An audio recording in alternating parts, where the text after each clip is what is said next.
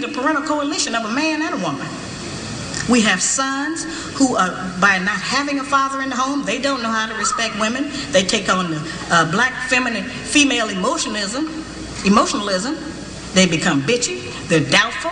They're indecisive. They can't make a decision. They don't know what to do about being a man because we can't teach them that. We don't have that knowledge.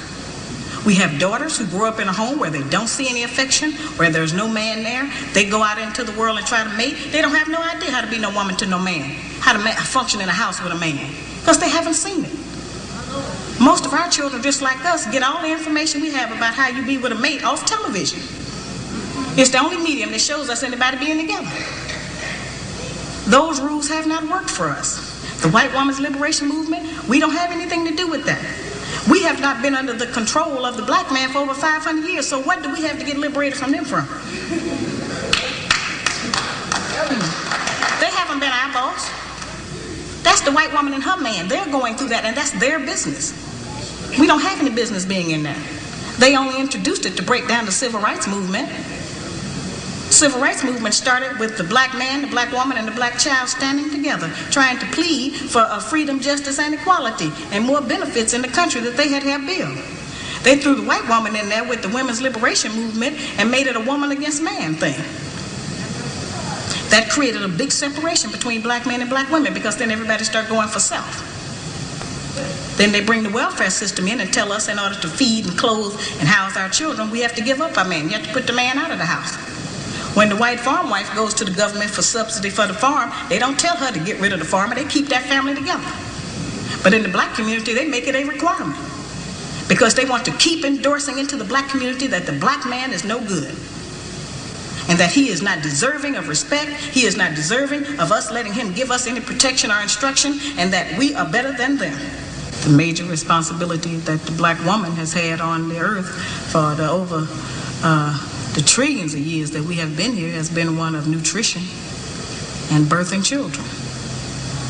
Those two things have a great deal to do with the survival of any people, the reproduction of the nation, and feeding them the proper food so that they can live. Those are very important jobs. Those are very powerful positions, because it puts us in a position to decide who's going to live or die, and how slow they're going to die, by what we feed them. We have a very powerful position. That's not a small role that we play.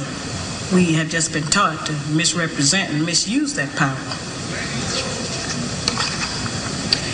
The people who we have been counting on to give us the truth about how to get along have failed.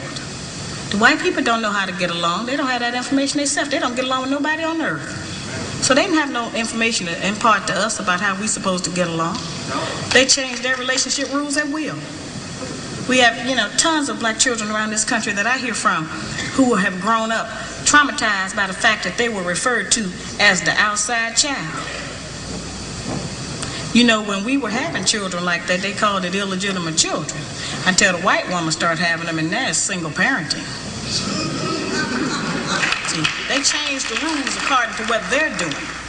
So I've called on our people to change them depending on what we want to do, what our needs are.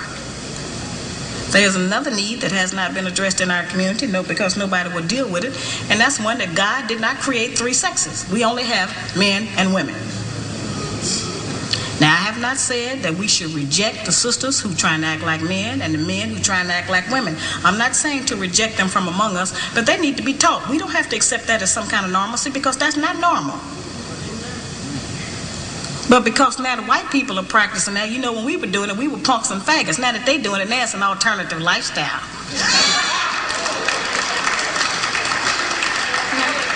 I'm trying to demonstrate how they have set rules that they have forced us to follow that they don't even follow themselves. They change the rules to suit them when they get ready. We can change them to suit us when we get ready, especially if we have what we have now, which is a failing system. It hasn't worked for us. We don't have to be ashamed that it hasn't worked for us. But we do have to be ashamed of the fact that we keep plodding behind it and not trying to make the corrections that will help our people to survive.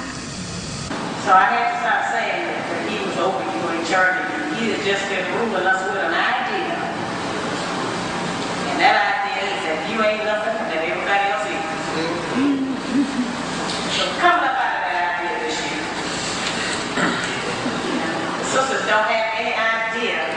what it can be like for us to have 15, 20 million black men walk around in America feeling good about themselves.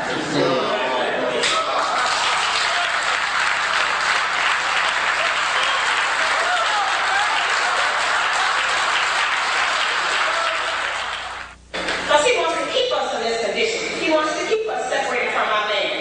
Because he knows that the only door, the only route he has to destroy our black man is through the black woman.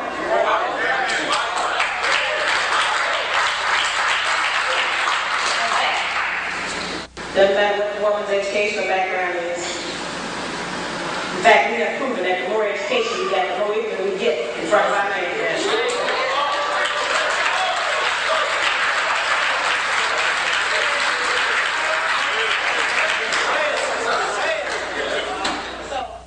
I'm glad that the book is being circulated throughout our community, and I would like to think that we are happy that we have something else to sell each other other than Avon, Tupperware, and wood.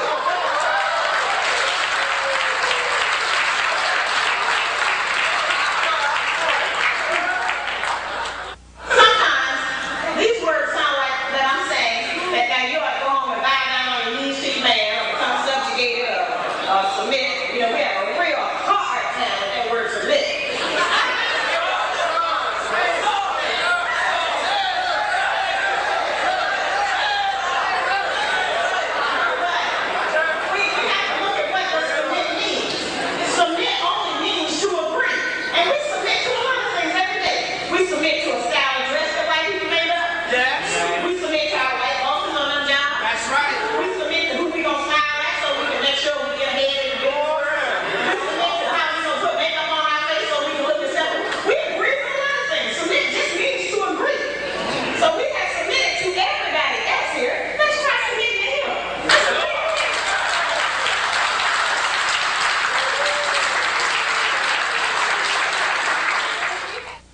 And yes, I have charged that our educational class has failed us.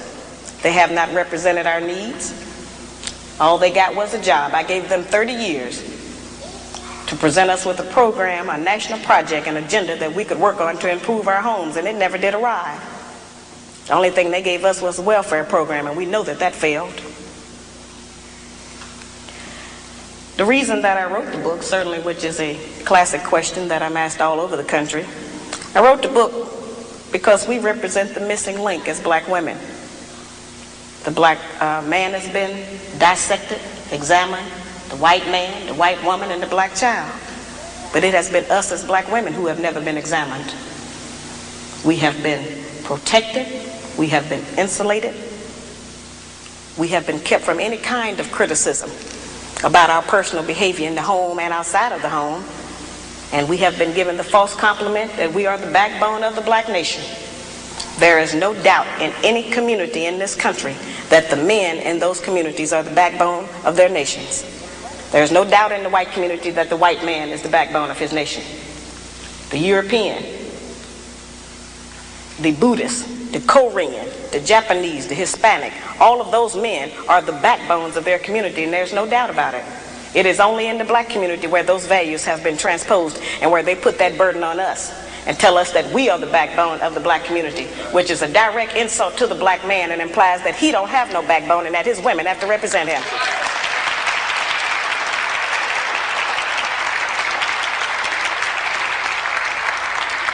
It's a heavy burden. It's one we are tired of carrying, and it is one that is not true. I remind people all the time that God did not make the white man, the white woman, the black woman, and then the black man. He made the black man first, and he created all of the rest of the people after him.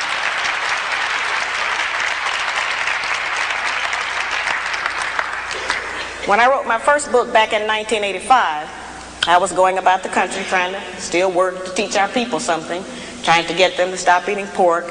And at that time, I was having what I call get off those hog lectures.